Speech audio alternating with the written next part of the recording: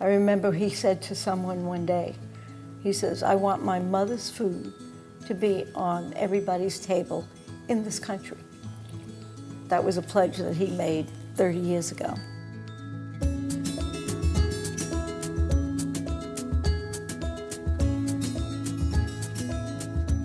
My grandma, Fodi, came from Italy. Actually, it's Milazzo, Sicily. And she migrated here through Ellis Island when she was 13 years old. When I was about 8 years old, I remember, cooking with her. But she used to make everything from scratch. As young as I was so interested. I would just drag my chair and climb up and watch her. She taught me how to cook so many things. Growing up with Mom, even though Mom was working morning, noon, and night, actually, to raise 5 boys, and she would always put that Sunday where she would make everything and put it in the freezer for us, and we knew at least we were going to come home and still have our nice cooked meal. What I would do is I would buy all the ingredients, and then I would prepare all the meals for the week. And in order for them to stay fresh, I used to put them in freezer. So I was very skinny because I never got to eat. They always brought so many kids home. We had this little pizzeria, and that's when he started getting the idea of freezing the food that we were serving in the pizzeria. Well, when they were picking up their pizza, they would see all of these different meals, and they would say eggplant parmesan, stuffed shells, and actually they would buy a couple of those along with their pizza. So it turned out to be pretty good business. We do everything that you do. If you could do it, you had the time to do it yourself. True, true. I didn't have formulas or anything. He says, okay, we're gonna buy a scale and you start cooking. And when I started cooking, he says, okay, before you put the ingredients in the pot, he says, put it on the scale. And that's how we started putting formulas together. You don't know how hard this could be. When you take an Italian mom that's used to taking a pinch of this and a pinch of that and smell it and saying, I need a little more or a little less, and she's doctoring up and playing with this the whole way through, and you're having to catch her hand before it ever gets to the pot. It took about 20 times before you actually got something even close that you'd have. It was a recipe. You start out with a pot, like you did at home. Right. Now, we have big pots, but still, we use these small batches to create the beginning of the flavor and develop that. And then as it grows up. The taste and the texture. I always say it's the taste and the texture that you have to have control. But it's no different than we're doing here at home. Everything has to be made the same way it was made from the beginning. Anybody that ever walks by a pot that has garlic and onion sauteing in it and gets that smell, you just go, oh, wow. Well, you can't do that any other way.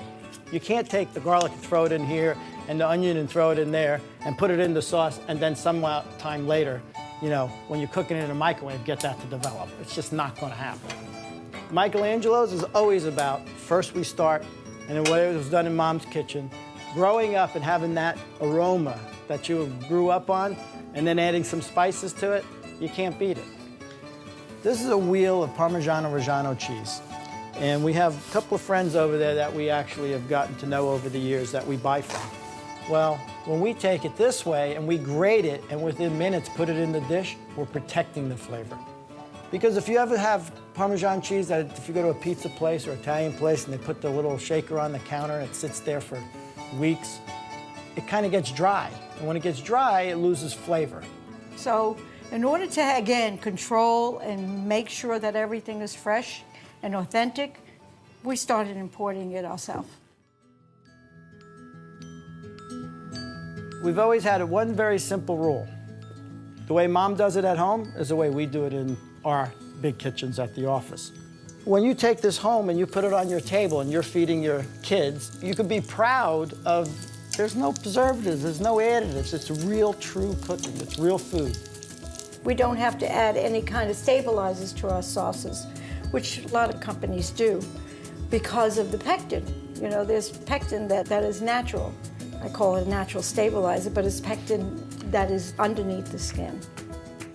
when you start with good ingredients in the first place, like a tomato has a sweetness to it, you don't need to add sugar. You don't have to boost it up with the salt to enhance the flavor. The flavor's there right in the actual raw ingredients. I don't have to add all those other things that they add every step of the way and fill up the side of the box with ingredients that nobody understands.